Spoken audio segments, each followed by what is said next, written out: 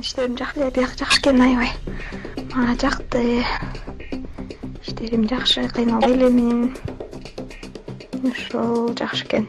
Заграның жазатсаң, мен бир 7-8 кыз алып келмекмин, бир эмес 7-8 кыз тартмакмын да, биякчы. Ошто өзүм кругум өзүм менен болуп чогуп турган подружкаларымды чакыртмакмын. Алар да келебиз дегенде кылышат да.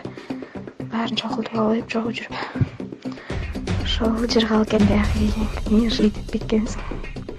Кыргыздын балдарын вообще унутуп кеткенсиң. Кыргыздын балдары кээ жок болуп кеткен. Азыр түрк менен мен жакшы уруп калыптыр, эле ухаживать этип жүрөт. Неме завод бар экен, мебель чыгарган мебельный. Өзүн эмне десем ошону кылып атат азыр. Бирок эч бир повод бербей элем да. Чуркап любой нерсени кылып жумуш караштырып менен жогу чакырып бияка барып тамактандырып бүт болот. Ошол жыргал экен бияка. Кыргызстанда баркымда көп адамга белгиспей жүрүптүрмүн да, бияктан өлүп барктуу болот экенсиң.